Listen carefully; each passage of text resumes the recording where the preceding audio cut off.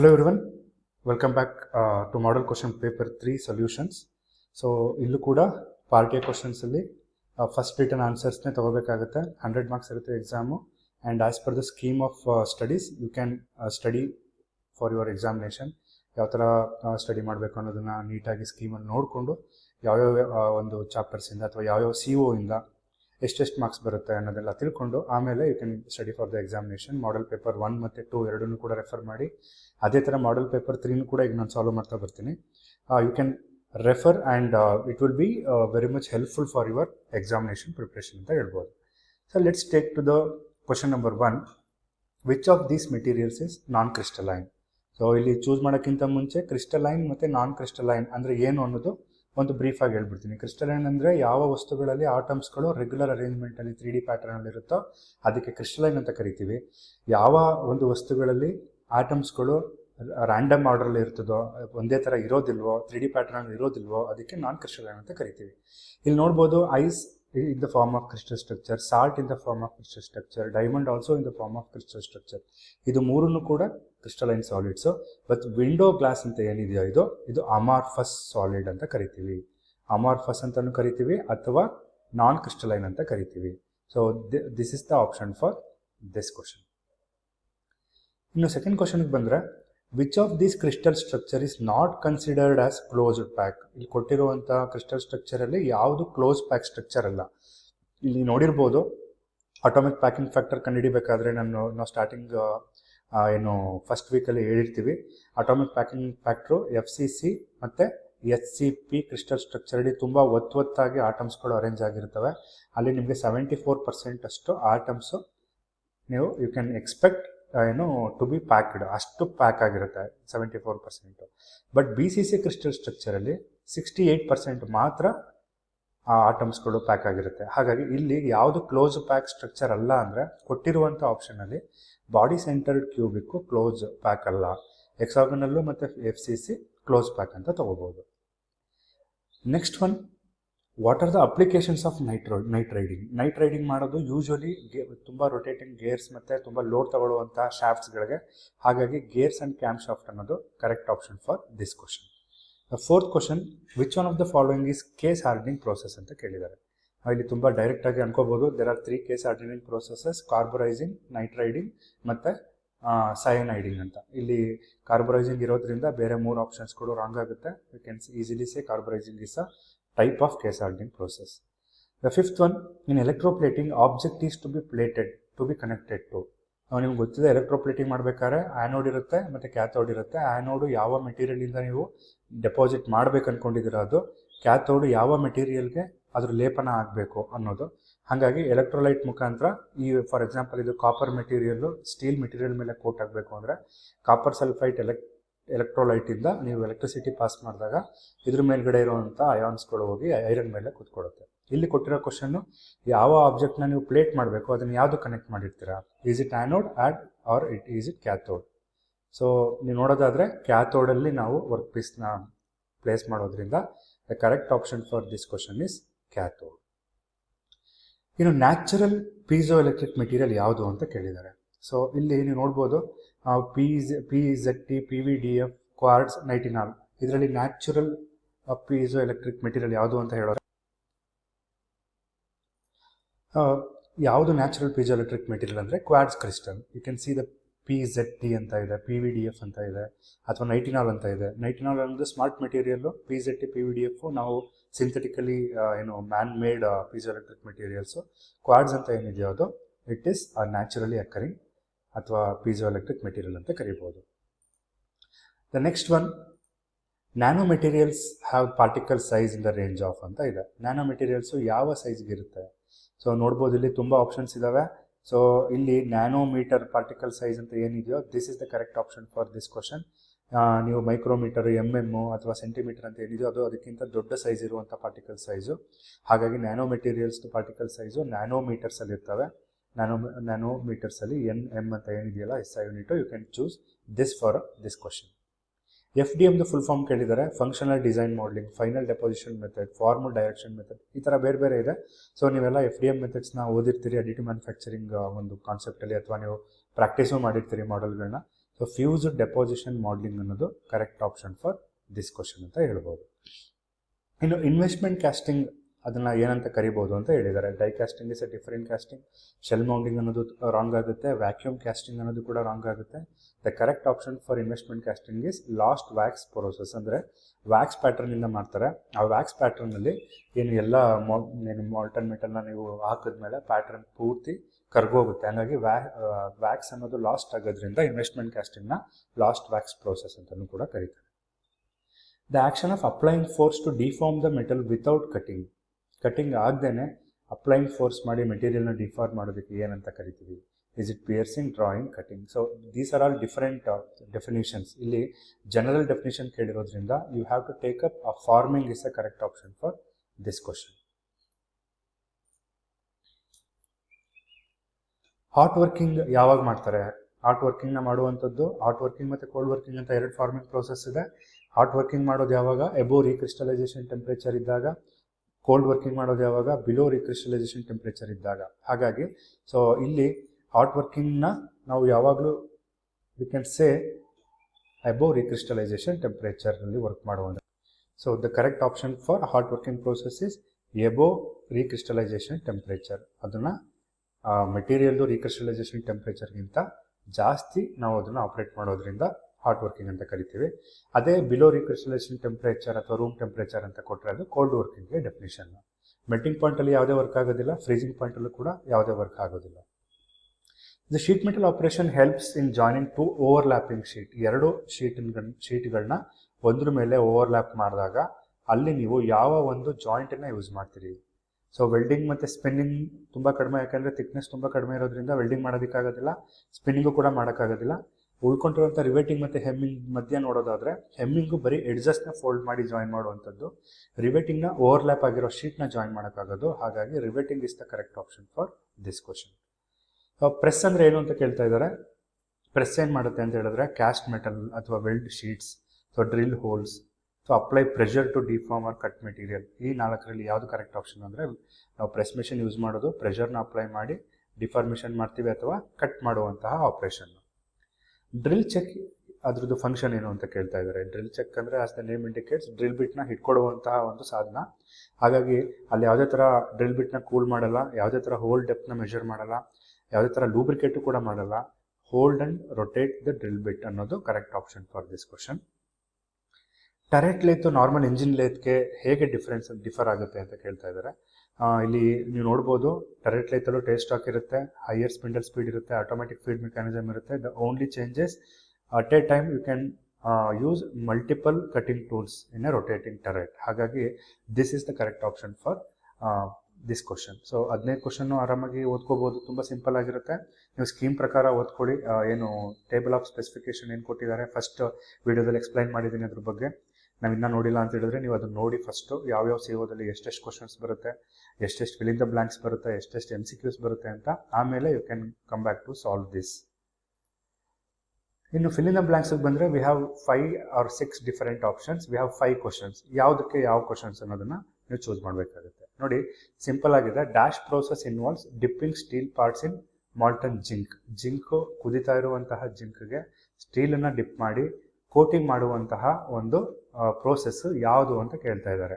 ಇಲ್ಲಿ related to coating ಯಾವುದೂ options suitable ಅಲ್ಲ, ಬಟ್ ಗ್ಯಾಲ್ವನೈಸಿಂಗ್ ಅನ್ನೋ ಪ್ರೋಸೆಸ್ಸು ಸೂಟಬಲ್ ಆಗುತ್ತೆ. ಹಾಗಾಗಿ ಗ್ಯಾಲ್ವನೈಸಿಂಗ್ ಡೆಫಿನಿಷನ್ ನೀವು ಓದಿದರೆ ನೀವು ಬೇರೆ ಆಪ್ಷನ್ ನೋಡೋದೇ ಬೇಕಾಗಿಲ್ಲ. So you can easily write galvanising for this question. Biodegradable and user friendly ಅಥವಾ ಎಕೋ ಫ್ರೆಂಡ್ಲಿ 3D ಪ್ರಿಂಟಿಂಗ್ ಯಾವ 3D ಪ್ರಿಂಟರ್ ಯಾವ ಮೆಟೀರಿಯಲ್ ಯೂಸ್ ಮಾಡ್ತಾರೆ ಅಂತ ಹೇಳಿದ್ರೆ ವಿ ಯೂಸ್ ಪಾಲಿಲ್ಯಾಕ್ಟಿಕ್ ಆ್ಯಸಿಡ್, ಅಂದರೆ PLA ಅಂತ ಕರಿತೀವಿ ಶಾರ್ಟ್ ಫಾರ್ಮ್ ಆಗಿ. ಸೊ PLA ಅನ್ನೋ ಮೆಟೀರಿಯಲ್ಲು ಬಯೋಡಿಗ್ರೇಡಬಲ್ ಮತ್ತು ಅದನ್ನು ಎಕೋ ಫ್ರೆಂಡ್ಲಿ 3D ಪ್ರಿಂಟಿಂಗಲ್ಲಿ ಯೂಸ್ ಮಾಡ್ತೀವಿ. ಇನ್ನು ವೈರ್ ಡ್ರಾಯಿಂಗನ್ನು ಯಾವ ಮೇಜರ್ ಅಪ್ಲಿಕೇಶನ್ಸಲ್ಲಿ ಯೂಸ್ ಮಾಡ್ತಾರೆ ಅನ್ನೋದು 3ನೇ ಕ್ವಶನ್ನು. ಅಲ್ಲಿ ವೈರ್ ಅಂತ ಇರೋದ್ರಿಂದ you can easily say electrical cable ಅಂತ you can easily identify for this electrical cable. Dash operation is use to create washers using press. So ಪ್ರೆಸ್ಸಿನ ಯೂಸ್ ಮಾಡಿಕೊಂಡು ವಾಷರ್ ಕ್ರಿಯೇಟ್ ಮಾಡೋದು ಯಾವುದು? ಪಂಚಿಂಗ್ ಮತ್ತು ಬ್ಲ್ಯಾಂಕಿಂಗ್ ಎರಡೂ ನಾವು ಯೂಸ್ ಮಾಡಬೇಕಾಗಿರೋದ್ರಿಂದ ವಾಷರ್ ಮಾಡೋದಕ್ಕೆ ಫಸ್ಟ್ ಪಂಚಿಂಗ್ ಆ್ಯಂಡ್ ಬ್ಲ್ಯಾಂಕಿಂಗ್ ಅಂದರೆ ಯು ಕ್ಯಾನ್ ಟೇಕ್ ವಾಷರ್ ಪ್ರೊಡಕ್ಷನಲ್ಲಿ ಜಾಸ್ತಿ ಇದನ್ನು ಯೂಸ್ ಮಾಡ್ತಾರೆ ಅಂತ. ಇನ್ನು dash milling the cutter rotates in the same direction. ಇಲ್ಲಿ ಎರಡು ಥರ ಇದೆ, ಅಪ್ ಮಿಲ್ಲಿಂಗ್ ಮತ್ತು ಡೌನ್ ಮಿಲ್ಲಿಂಗ್ ಅಂತ. ಅಪ್ ಮಿಲ್ಲಿಂಗಲ್ಲಿ ಕಟ್ಟರು ಅಪೋಸಿಟ್ ಡೈರೆಕ್ಷನ್ ರೊಟೇಟ್ ಆಗುತ್ತೆ, ಬಟ್ ಕ್ಲೈಮ್ ಮಿಲ್ಲಿಂಗಲ್ಲಿ ಅಥವಾ ಡೌನ್ ಮಿಲ್ಲಿಂಗಲ್ಲಿ that will rotate in the same direction. So ನೀವು ಒಂದ್ಸಲ ಡಯಾಗ್ರಾಮ್ ನೋಡಿದ್ರೆ, ಸೊ ಕಟರಿ ರೊಟೇಟ್ ಈ ಥರ ಆಗ್ತಾ ಇರುತ್ತೆ, ವರ್ಕ್ ಪೀಸು ಈ ಥರ ಟ್ರಾವೆಲ್ ಆಗ್ತಾ ಇರುತ್ತೆ. ಸೊ ಸೇಮ್ ಡೈರೆಕ್ಷನಲ್ಲಿ ಮೂವ್ ಆದರೆ you can say it is a climb milling ಅಥವಾ ಡೌನ್ ಮಿಲ್ಲಿಂಗ್ ಅಂತ ಕರಿತೀವಿ. ಫಾರ್ ದ ಸೇಮ್ ಕ್ವಶನ್ ಅವ್ರು ಏನಾದರೂ ಆಪೋಸಿಟ್ ಅಂತ ಕೊಟ್ಟಿದ್ರೆ you can easily guess it is the case of up milling ಅಂತ ತಗೋಬೋದಿತ್ತು. ಇನ್ನು 2 ಮಾರ್ಕ್ಸ್ ಕಡೆ ಹೋಗೋಣ. 2 ಮಾರ್ಕ್ಸ್ ಕ್ವಶನ್ಗೆ ಹೋಗೋಕ್ಕಿಂತ ಮುಂಚೆ ಇಲ್ಲಿ show you the scheme of valuation. ನೀವು ಇದನ್ನ ಸ್ಕ್ರೀನ್ಶಾಟ್ ತೊಗೋಬೋದು. ಯಾವ್ಯಾವ ಕ್ವಶನ್ಗೆ ಯಾವ್ಯಾವ ಆನ್ಸರ್ ಇದೆ ಅದ್ರದ್ದು ರಿಲೇಟೆಡ್ ಆನ್ಸರ್ಸ್ ಕೂಡ ನಾನು ಕೊಟ್ಟಿದ್ದೀನಿ. For all the question I have explain till now, you can take a screenshot of it.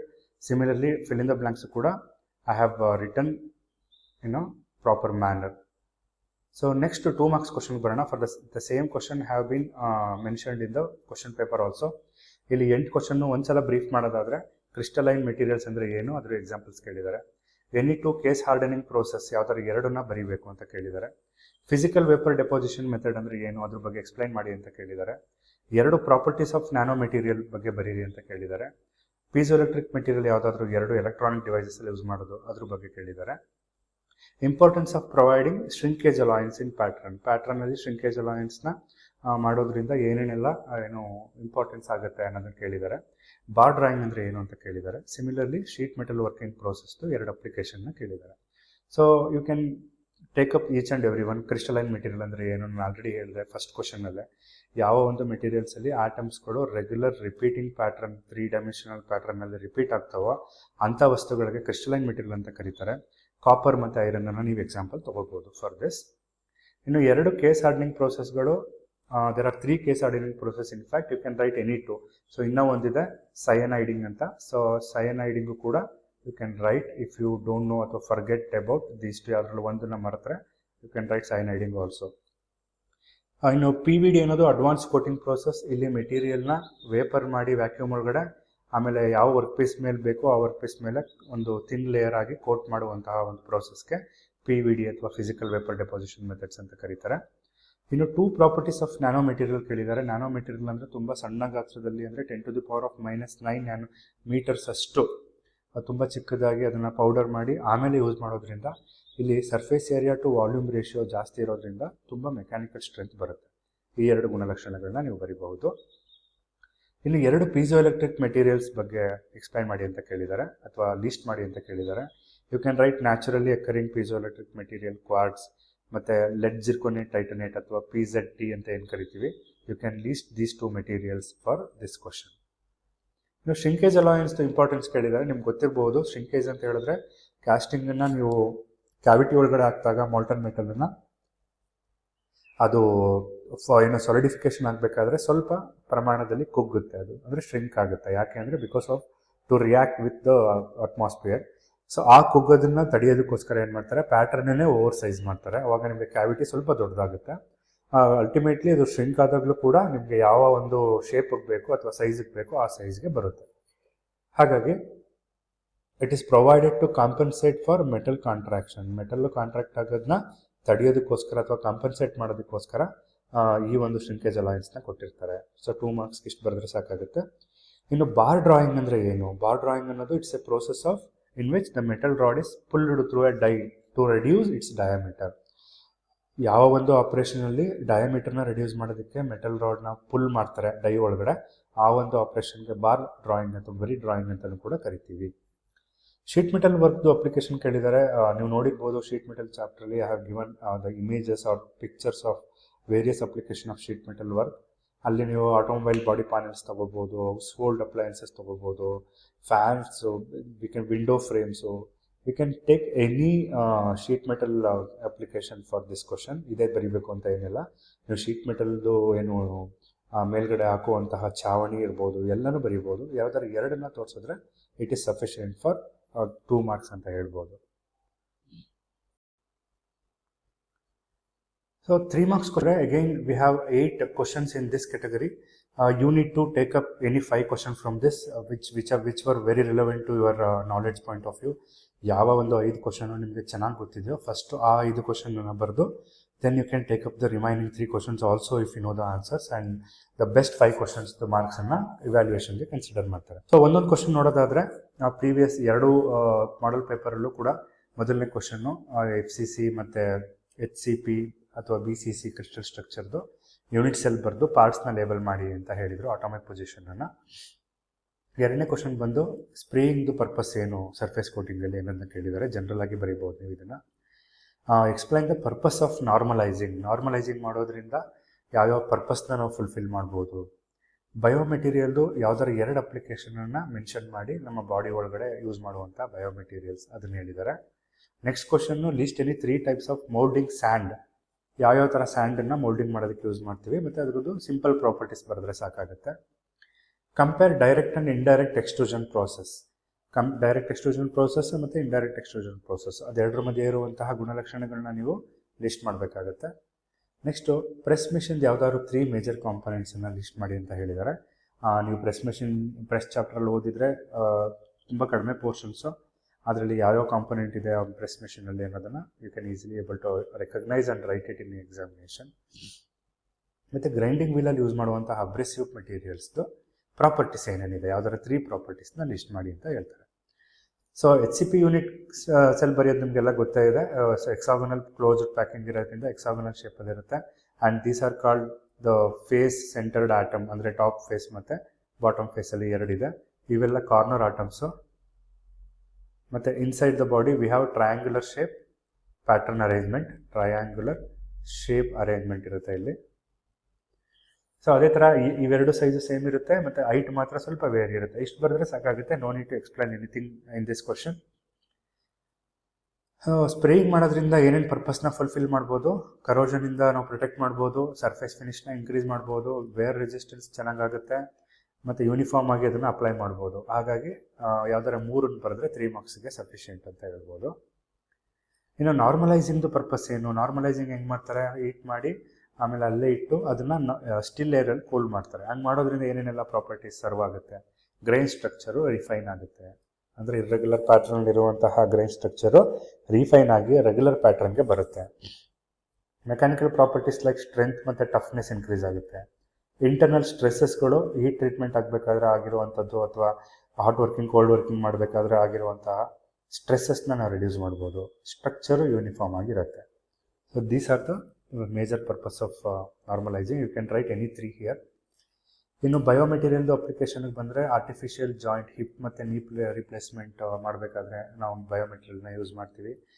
ಹಲ್ಲಲ್ಲಿ ಏನಾದರೂ ಆಪ್ರೇಷನ್ ಮಾಡಿ ನೀವೇನಾದರೂ ರಾಡ್ ಕೂರಿಸ್ಬೇಕಂತ ಹೇಳಿದ್ರೆ, ಸ್ಕ್ರೂ ಕೂರಿಸ್ಬೇಕಂದ್ರೆ ಅಲ್ಲೂ ಕೂಡ ಬಯೋಮೆಟೀರಿಯಲ್ಸ್ನ ಯೂಸ್ ಮಾಡ್ತೀವಿ.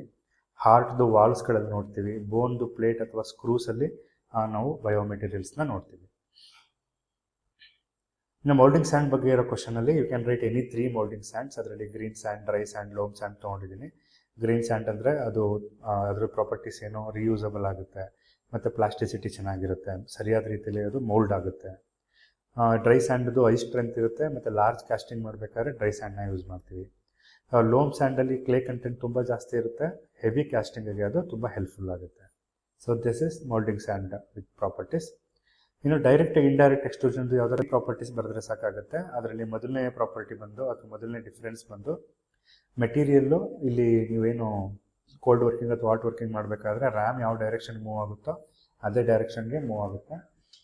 ಇಂಡೈರೆಕ್ಟ್ ಎಕ್ಸ್ಟ್ರೂಷನಲ್ಲಿ metal opposite direction to ram move ಆಗುತ್ತೆ. ಇಲ್ಲಿ ಹೈಯರ್ ಫ್ರಿಕ್ಷನ್ ಇರುತ್ತೆ, ಇಲ್ಲಿ ಲೋವರ್ ಫ್ರಿಕ್ಷನ್ ಇರುತ್ತೆ ಇಂಡೈರೆಕ್ಟ್ ಎಕ್ಸ್ಟ್ರೂಷನಲ್ಲಿ. ಸಿಂಪಲ್ ಸೆಟಪ್ ಮತ್ತು ಇದು ಕಾಂಪ್ಲಿಕೇಟೆಡ್ ಸೆಟಪ್ ಇರುತ್ತೆ. So this is the difference between direct and indirect extrusion process. Press machine ಯಾವ್ದಾರ 3 ಪಾರ್ಟ್ಸ್ನ ಲಿಸ್ಟ್ ಮಾಡಿ, frame, ram, bed, flywheel. And if you want you can write sentences ಅಥವಾ ಒಂದು line ಸೆಂಟೆನ್ಸಸ್ನ ಪ್ರತಿಯೊಂದನ್ನು ಬರಿಬೇಕಾಗಬಹುದು. 3 ಮಾರ್ಕ್ಸ್ ಕ್ವಶನ್ ಆಗಿರೋದ್ರಿಂದ. And the last question is abrasive ಮೆಟೀರಿಯಲ್ದು ಗುಣಲಕ್ಷಣಗಳು ಏನೇನು.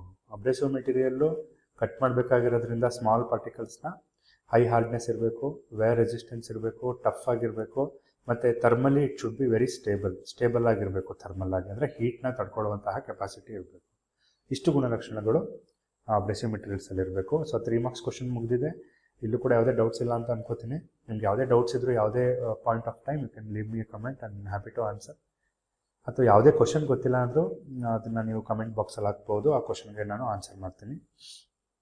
ಇನ್ನು 5 ಮಾರ್ಕ್ಸ್ ಕ್ವಶನ್ ಬಂದರೆ ಇಲ್ಲೂ ಕೂಡ 8 ಕ್ವಶನ್ಸ್ ಇರುತ್ತೆ. ಅದರಲ್ಲಿ you need to choose any 5.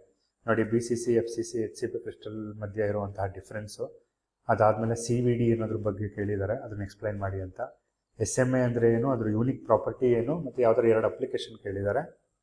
ಅನಿಲಿಂಗು copper ಕಾಂಪೊನೆಂಟ್ಸ್ಗೆ ಏನಕ್ಕೆ ಕ್ರೂಷಿಯಲ್ಲು ಎಲೆಕ್ಟ್ರಿಕಲ್ ಅಪ್ಲಯನ್ಸಸ್ಸಲ್ಲಿ ಜಸ್ಟಿಫೈ ಮಾಡಿ ಅಂತ ಕೇಳಿದ್ದಾರೆ. FDM ಮೆಷಿನ್ದು ಪ್ರಿನ್ಸಿಪಲ್ ಬಗ್ಗೆ ಕೇಳಿದ್ದಾರೆ. ಸೇಫ್ಟಿ ಪ್ರಿಕಾಷನ್ಸ್ ತುಂಬ ಸಿಂಪಲ್ಲು. ಫೋರ್ಜಿಂಗ್ ಆ್ಯಕ್ಟಿವಿಟೀಸಲ್ಲಿ ಯಾವ್ದಾದ್ರು ಒಂದು 5 ಸೇಫ್ಟಿ ಸ್ಟ್ಯಾಂಡರ್ಡ್ಸ್ ಅಥವಾ ಸೇಫ್ಟಿ ಪ್ರಿಕಾಷನ್ಸ್ನ ನೀವೇನು ಫಾಲೋ ಮಾಡಿದಿರೋ ಅದನ್ನು ಜನರಲ್ ಆಗಿ ಬರೆದ್ರೆ you can get a good marks in this.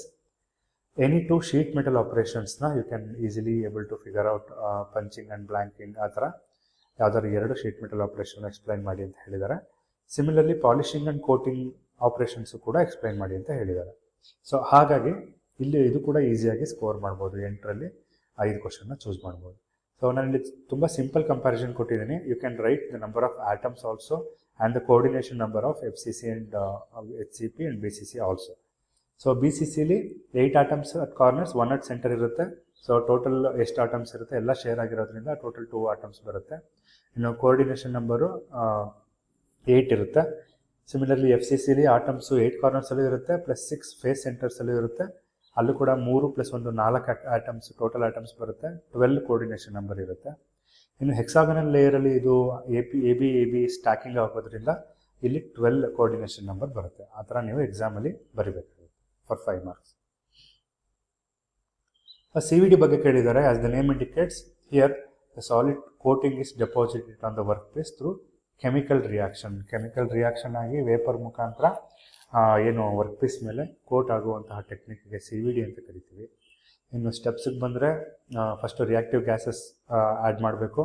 ಆಮೇಲೆ ಕೆಮಿಕಲ್ ರಿಯಾಕ್ಷನ್ನು ಸಬ್ಸ್ಟ್ರೇಟ್ ಮೇಲೆ ಹೀಟ್ ಮಾಡಿದಾಗ ಬಂದು ಹೋಗಿ ಕೂತ್ಕೊಂಡು ಅದು ಸಾಲಿಡ್ ಕೋಟಿಂಗ್ ಆಗಿ ಫ್ರೇಮ್ ಆಗುತ್ತೆ. ಬೈ ಪ್ರಾಡಕ್ಟ್ಸ್ನ ಆಮೇಲೆ ನೀವು ರಿಮೂವ್ ಮಾಡ್ಕೋಬೋದು. ಕಟಿಂಗ್ ಟೂಲ್ಸಲ್ಲಿ ಮತ್ತು ಸೆಮಿಕಂಡಕ್ಟರ್ ಡಿವೈಸಸ್ಗಳಲ್ಲಿ ನಾವು ಜಾಸ್ತಿ ಈ ಒಂದು ಮೆಥಡ್ನ ನೋಡ್ತೀವಿ. ಇನ್ನು ಅಡ್ವಾಂಟೇಜಸ್ಗೆ ಬಂದರೆ ಯೂನಿಫಾರ್ಮ್ ಆಗಿ ಎಲ್ಲ ಕಡೆ ಅದು ಕೋಟ್ ಆಗುತ್ತೆ, ಮತ್ತು ಹಡೇಷನ್ ಮತ್ತು ಹೈ ಪ್ಯೂರಿಟಿ ಎಕ್ಸ್ಪೆಕ್ಟ್ ಮಾಡ್ಬೋದು ಫ್ರಮ್ ದಿಸ್. SMA ಅಂದರೆ ಏನು ಅಂದರೆ ಶೇಪ್ ಮೆಮೊರಿ ಅಲಾಯ್ಸು ಅಂದರೆ ಏನು ಅಂತ ಕೇಳಿದ್ದಾರೆ. So these are the materials that can return to original ಶೇಪ್ಗೆ ಹೀಟ್ ಮಾಡಿದಾಗ ಬರುವಂತಹ ಮೆಟೀರಿಯಲ್ಗೆ SMA ಅಂತ ಕರೀತಾರೆ. ಶೇಪ್ ಮೆಮೊರಿ ಎಫೆಕ್ಟು ಅಥವಾ ಸೂಪರ್ ಎಲಾಸ್ಟಿಸಿಟಿನ ಅದು ಶೋ ಮಾಡುತ್ತೆ. ಮೆಡಿಕಲ್ ಸ್ಟೆಂಟು ಆರ್ಥೋಡೆಂಟಿಕ್ ವೈರ್ಸು ಆ್ಯಕ್ಚುಯೇಟರ್ಸಲ್ಲಿ ನಾವು ಶೇಪ್ ಮೆಮೊರಿ ಅಲಾಯ್ಸ್ನ ನೋಡ್ಬೋದು. ಇನ್ನು ಅನಿಲಿಂಗ್ ಕಾಪರಲ್ಲಿ ಏನಕ್ಕೆ ಜಾಸ್ತಿ ಯೂಸ್ ಮಾಡ್ತಾರೆ ಅಂತ ಹೇಳಿದ್ರೆ, ಎಲೆಕ್ಟ್ರಿಕಲ್ ವೈರಿಂಗ್ ಡಕ್ಟಿಲಿಟಿ ಚೆನ್ನಾಗಿರೋದ್ರಿಂದ ನಾವು ಅನಿಲಿಂಗ್ನ ಯೂಸ್ ಮಾಡ್ತೀವಿ. ಎಲೆಕ್ಟ್ರಿಕಲ್ ಕಂಡಕ್ಟಿವಿಟಿ ಚೆನ್ನಾಗಿ ಬರುತ್ತೆ ಅನಿಲಿಂಗ್ ಮಾಡೋದ್ರಿಂದ. ಅದೇ ಥರ ಇಂಟರ್ನಲ್ ಸ್ಟ್ರೆಸಸ್ನು ಕೂಡ we can able to remove from the ಅನಿಲಿಂಗ್.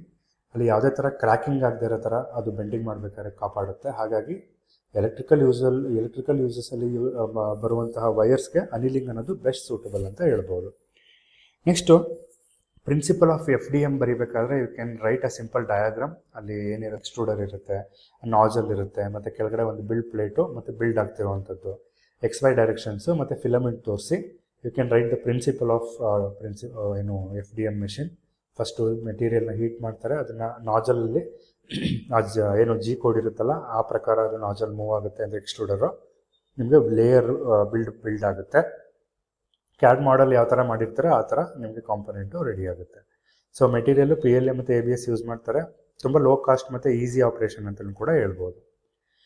ಇನ್ನು 6th ಕ್ವಶನ್ಗೆ ಬಂದರೆ ಸೇಫ್ಟಿ ಪ್ರಿಕಾಷನ್ಸ್ ಕೇಳಿದ್ದಾರೆ. ಫೋರ್ಜಿಂಗ್ ಮಾಡಬೇಕಾದ್ರೆ ನಿಮಗೆಲ್ಲ ಗೊತ್ತಿದೆ, we need to wear protective gloves and goggles. ಟಾಂಗ್ಸ್ನ ಯೂಸ್ ಮಾಡಬೇಕು, ಹಾಟ್ ಮೆಟಲಲ್ಲಿ ಡೀಲ್ ಮಾಡ್ತಿರೋದ್ರಿಂದ. ಲೂಸ್ ಕ್ಲಾತಿಂಗ್ನ ಅವಾಯ್ಡ್ ಮಾಡಿ, ಮತ್ತು ವರ್ಕ್ ಪೀಸಿಂದ ಸ್ವಲ್ಪ ಸೇಫ್ ಡಿಸ್ಟೆನ್ಸಲ್ಲೇ ಇರಬೇಕಾಗುತ್ತೆ. ಮತ್ತು ವೆಂಟಿಲೇಷನ್ನು ತುಂಬ ಪ್ರಾಪರ್ ಆಗಿದ್ದರೆ ಆ ಫೋರ್ಜಿಂಗು ಕೂಡ ತುಂಬ ಚೆನ್ನಾಗಿ ಮಾಡಬಹುದು. Sheet metal operations you can take blanking and punching ತಗೊಳ್ಳಿ. ಸೊ ಇಲ್ಲಿ ಬ್ಲ್ಯಾಂಕಿಂಗಲ್ಲಿ cutting flat piece from the sheet metal ಯಾವ್ದಾದ್ರು 2 ತೊಗೋಬೋದು. You can take shearing and forming ತೊಗೋಬೋದು. ಶಿಯರಿಂಗಲ್ಲಿ ಬರುವಂಥದ್ದು ಇದೆಲ್ಲ. ಬ್ಲ್ಯಾಂಕ್ ಏನು ಉಳ್ಕೊಳ್ಳುತ್ತೆ ಇದಕ್ಕೆ ನಾವು ಬ್ಲ್ಯಾಂಕೆಡ್ ಪಾರ್ಟ್ ಅಂತ ಕರಿತೀವಿ. ಏನು ಔಟ್ಸೈಡ್ ಪೋರ್ಷನ್ ಉಳ್ಕೊಂಡಿದೆಯಾ ಅದಕ್ಕೆ ಪಂಚ್ ಆಗಿರುವಂಥ ಪಾರ್ಟ್ ಅಂತ ಕರಿತೀವಿ. ಸೊ ಇದನ್ನು ವಾಷರ್ ಅಪ್ಲಿಕೇಶನ್ಸಲ್ಲಿ ಯೂಸ್ ಮಾಡ್ತಾರೆ ಅಂತ ಬರೆದ್ರೆ so you can easily get 5 marks in this question also. The last question is polishing ಮತ್ತು ಕೋಟಿಂಗ್. ಇಲ್ಲೂ ಕೂಡ 2.5 ಮಾರ್ಕ್ಸ್ ಇರುತ್ತೆ. You can easily answer for this also. So ನೀವು ನೋಡ್ಬೋದು, ಪಾಲಿಷಿಂಗ್ ಅಂದರೆ it is process of smoothing surface using abrasives use ಮಾಡಿಕೊಂಡು ಏನು surface ಇರುತ್ತಲ್ಲ ಅದನ್ನು ಸ್ಮೂತ್ ಮಾಡುವಂಥ ಪ್ರೋಸೆಸ್ ಇದು. ಸರ್ಫೇಸ್ ಫಿನಿಶ್ ಮತ್ತು ಅಪಿಯರೆನ್ಸ್ ಇಂಪ್ರೂವ್ ಆಗುತ್ತೆ ಇಲ್ಲಿ.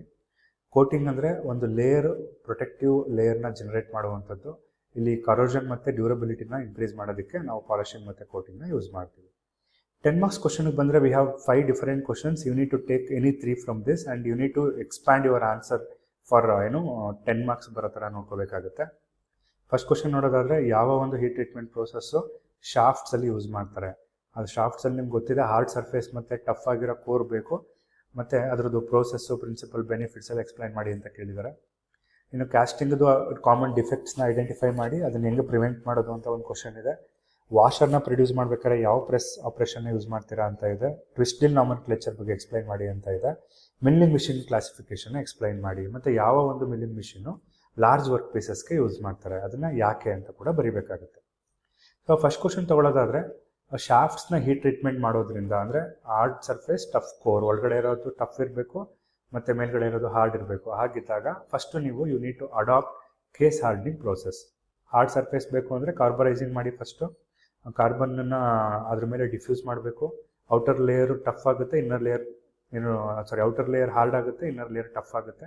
ಸೊ ಯಾವ ಥರ ಪ್ರೋಸೆಸ್ ಮಾಡ್ತೀರಾ ಅಂತ ಸ್ಟೆಪ್ಸ್ ತೋರಿಸಿ. ಸೊ ಕ್ವೆಂಚಿಂಗ್ ಮಾಡಿ ಟೆಂಪರಿಂಗ್ ಮಾಡ್ತೀರಾ.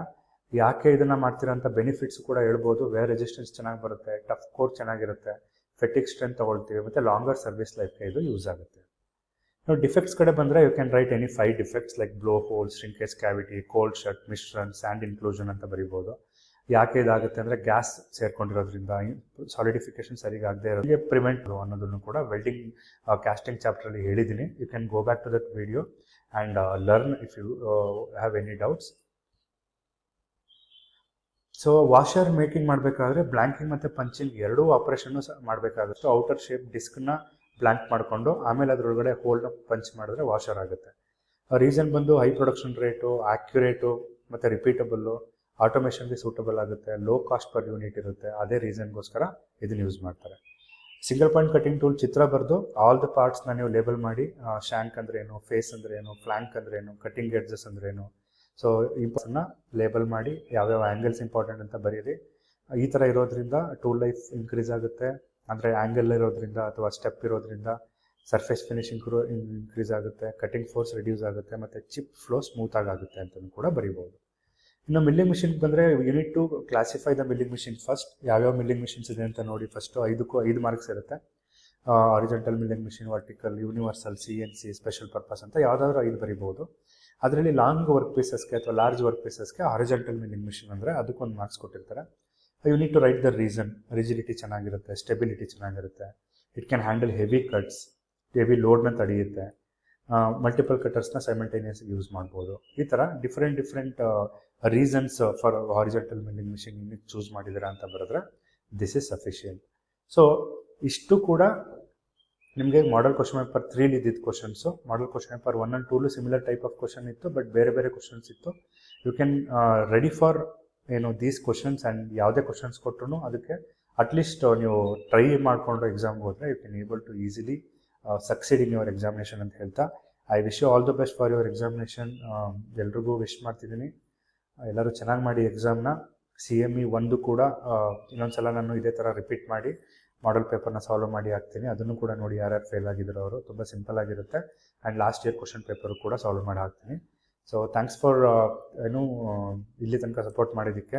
ಮುಂದೆನೂ ಕೂಡ ಹಾಗೆ ಸಪೋರ್ಟ್ ಮಾಡಿ. ನಾನು ನಿಮ್ಮ ಮೆಕ್ಯಾನಿಕಲ್ ಇಂಜಿನಿಯರಿಂಗ್ ಕಾನ್ಸೆಪ್ಟ್ನ ಆದಷ್ಟು ಸುಲಭವಾಗಿ ನಮ್ಮ ಕನ್ನಡ ಭಾಷೆಯಲ್ಲಿ ನಿಮಗೆ ಹೇಳ್ಕೊಡುವಂಥ ಪ್ರಯತ್ನನ ಮುಂದುವರಿಸ್ತೀನಿ. Thank you so much for watching.